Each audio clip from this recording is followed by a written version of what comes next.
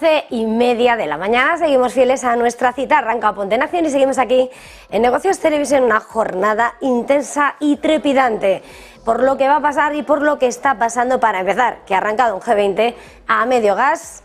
No va Xi Jinping, recibe a Nicolás Maduro y al presidente de Zambia también en Pekín.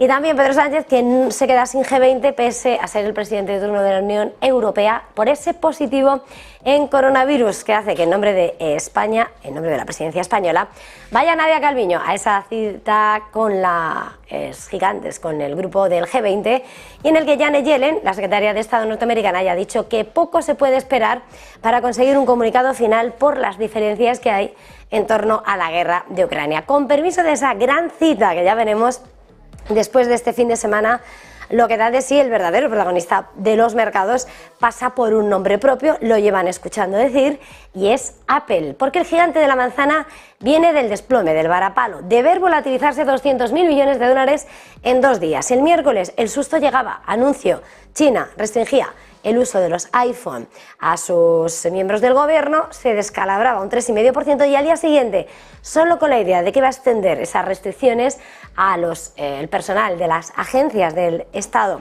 y a las empresas estatales, caía otro 2,5%. Pues bien, no solo con eso, lo que dicen ahora en premercado, estamos viendo bastantes dudas en lo que está siendo el precio de la negociación del gigante de la manzana, porque ha estado intentando subir e intentando bajar, y a esta hora estamos viendo como en el premercado opta por los recortes. Es, sin lugar a dudas, el gran protagonista, sobre todo por lo que puede suponer en sus cuentas esa salida, esa falta de negocio en China, y es que lo que acaba de decir Morgan Stanley lo dije con claridad. Para los expertos del Banco Americano, la venta masiva de acciones de Apple es exagerada.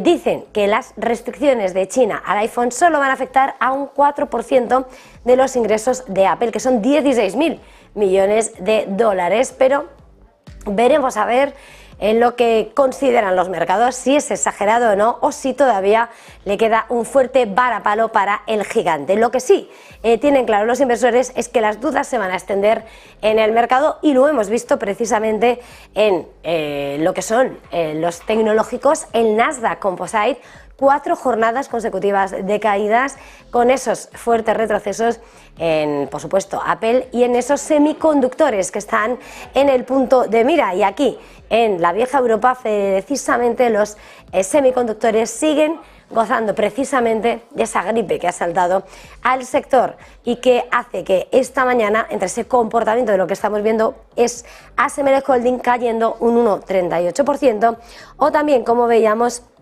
a Infineon Technology retroceder, aunque de forma más moderada, un 0,31%. Golpe para Apple, golpe para la tecnología, y en ese contexto, por supuesto, clave también lo que ha pasado en el mercado, y es que lo que ha habido y lo que se ha vivido en el mercado es una salida de esa inversión en el sector tecnológico, que ha sido uno de los grandes perjudicados y evidentemente el gran protagonista de la semana, con permiso de la energía, que es el único sector que resulta ganador esta semana, según los datos que se han ido poniendo sobre la mesa y que han ido escribiendo en la mañana. De hecho, el sector tecnológico, por detalles, ha registrado su primera salida en 11 semanas, la mayor salida desde septiembre de 2022. Según eso han sido los detalles que ha ofrecido Bank of America esta mañana, poniendo números a lo que ha supuesto esa debacle arrancada con Apple. Por supuesto, y con permiso de las empresas, importante también el nuevo Harrod de Geografía que hemos recibido esta mañana. Es verdad que no había grandes previsiones macroeconómicas, pero sí lo que hemos tenido ha sido un análisis, una advertencia de lo que puede pasar con Alemania, la locomotora europea y gran freno, porque ya no acelera precisamente.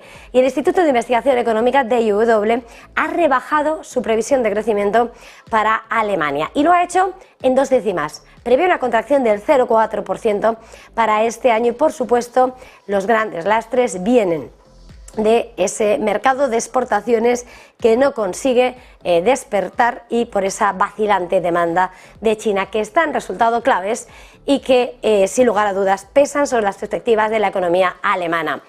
Como mensaje, ¿qué puede pasar con ese negocio, con esas relaciones comerciales con China? Estados Unidos, Janet Yellen ha dicho esta mañana que no hay que preocuparse demasiado, que Estados Unidos no se va a ver afectado ni por la desaceleración de China. Pero, ojo, dice la advertencia, la afección va a llegar a los países del este de Asia. Con todo esto, pasan 5 minutos de las 12:35 minutos de la mañana y nosotros en este punto no sé si tenemos que pasar a nuestro invitado. Ya está listo nuestro invitado. Bien, pues recibimos ahora sí a nuestro invitado. Tenemos con nosotros a José Erizán, gestor de Reto Magnus y Café en Quadriga Asset Managers. José, muy buenos días. Hola, ¿qué tal, Eva? Muy buenos días. Bueno, estamos viendo ese sector tecnológico, estamos viendo cómo Apple se prepara con dudas en premercado sobre lo que va a hacer, pero la sangría es clara y no parece que se disipen del todo los temores. ¿Cómo estáis valorando lo que está siendo ese golpe a Apple, este golpe a lo que son la batalla tecnológica entre Estados Unidos y China? Bueno, yo creo que al final hay que mirar las cosas con perspectiva realmente, ¿no? Al final la bolsa americana y el Nasdaq en especial y Apple en especial desde octubre del año pasado ha tenido un rally espectacular. Llegó a unos niveles muy elevados y recuperó todo lo perdido prácticamente durante 2022 y desde mi punto de vista estamos en una mera corrección, ¿no? No creo que sea nada alarmante ni que sea nada fuera de lo normal, ¿no? Yo creo que al final estamos en un entorno en el que la macroeconomía se va ralentizando y que los consumidores, lógicamente, pues van retrasando sus decisiones de compra sobre determinados productos y eso afectará a las ventas futuras, pero creo que se debe más pues, a un movimiento de realización de beneficios después de un rally espectacular durante los 12 últimos meses. Sí que es verdad pues, que se acompaña de noticias como el veto de funcionarios públicos al uso de Apple y la posibilidad pues, que en esa guerra de semiconductos entre China y Estados Unidos o de tecnología entre China y Estados Unidos pues pueda salir afectada. Pero desde mi punto de vista es eso, ¿no? Al final es una corrección después de un rally espectacular en una compañía pues que ha liderado las alzas, ¿no? en la bolsa mundial. Qué susto, pensaba que era yo, José, estaba mirando el ruido que se estaba filtrando. Sí. Mirando a lo que decías, era una corrección relativamente esperada, sí quería preguntarte por poner números a lo que estamos hablando.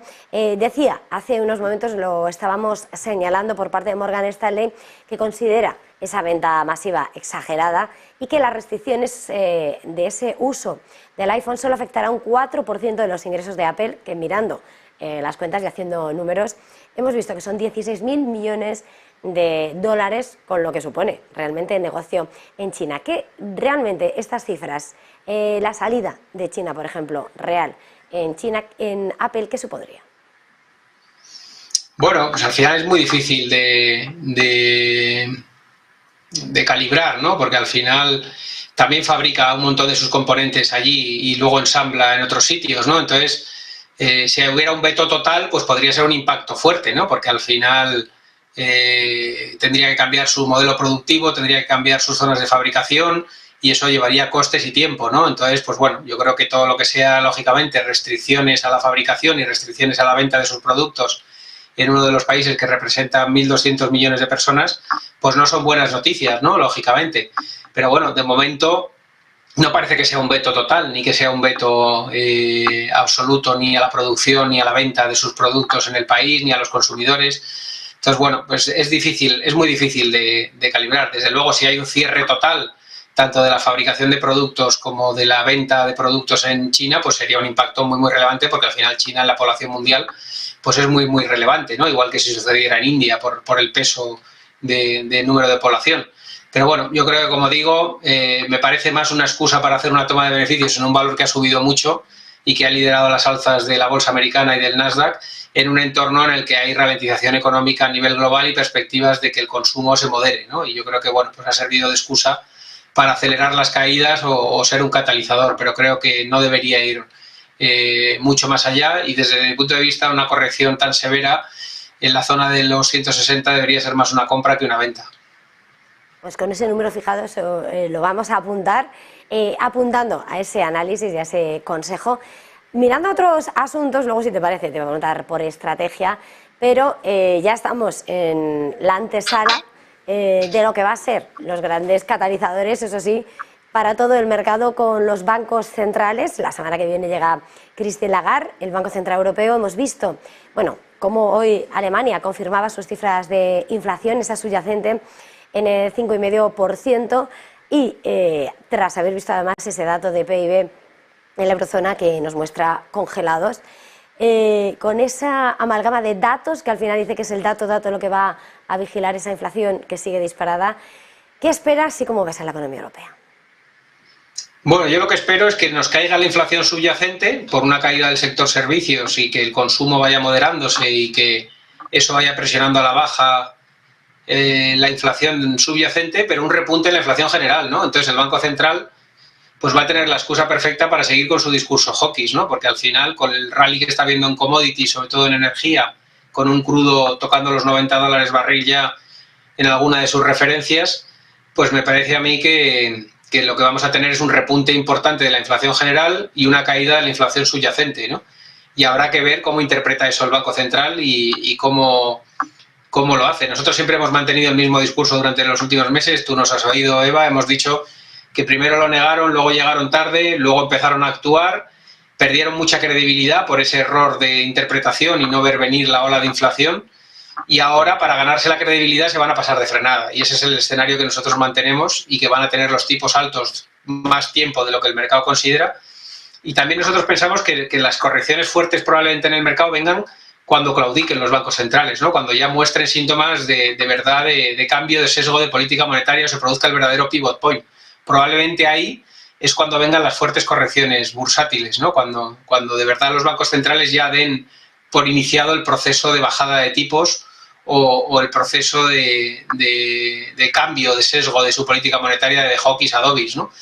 Y mientras tanto, pues a mí no me extrañaría nada que la semana que viene suba tipos el Banco Central Europeo y no se tome negativamente, ¿no? Al final se tome como pues que la cosa no está tan mal macroeconómicamente y que todavía se atreven a subir tipos de interés, ¿no? Y yo creo que por ahí pueden ir los tiros, ¿no? Y al menos ese es un poco el escenario con el que nosotros nos manejamos, ¿no? Que creemos que las bolsas sufrirán duro cuando los bancos centrales constaten que la economía está tan mal que tienen que cambiar su política monetaria y su discurso de política monetaria, ¿no? Y probablemente ahora lo que tengamos es argumentos para no tocar tipos de interés, porque al final creemos que va a haber un repunte en la inflación general fuerte y una caída en la inflación subyacente que continuará, ¿no? Y veremos a ver que el sticky del subyacente igual tiene menos peso o menos foco en los discursos de los bancos centrales y pasan más a hablar de la energía otra vez y de la inflación general, ¿no? Decía antes, quería hablar de estrategia, pero no me va a dar tiempo y no quiero dejar de hablar de un asunto que sin lugar a dudas es clave. También estamos viendo al dólar presionando, vemos ahora mismo al euro por debajo de 1,07, lo estamos viendo en 1,06 a esta hora, 1,06.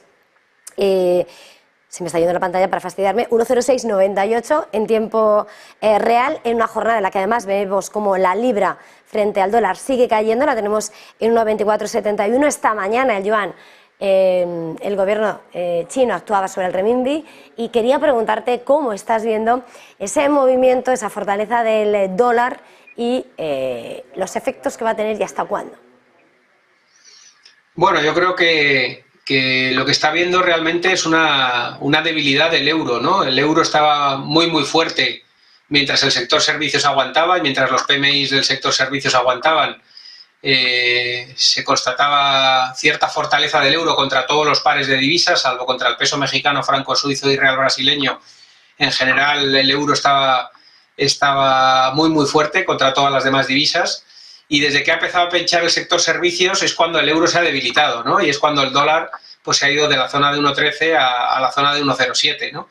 y yo creo que va un poco pues porque el mercado está interpretando que ante la ralentización del sector servicios, el proceso de subida de tipos o el discurso del Banco Central Europeo tenderá a relajarse, ¿no?, en los próximos meses y tenderá a ser menos hawkish, y ese gap que había con la Reserva Federal, con una Reserva Federal que se está mostrando últimamente más de esperar y ver, de pausa, de quizás dar por concluido el proceso de subida de tipos, pues se ha enfriado un poco, ¿no?, ese cierre del gap por parte del Banco Central Europeo. Yo creo que todo se debe al pinchazo de los últimos datos del sector servicios, que está, como digo, debilitando al euro en general contra otras divisas.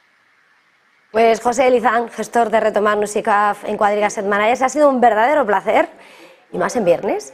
Gracias, feliz jornada, feliz negocio. Igualmente a todos.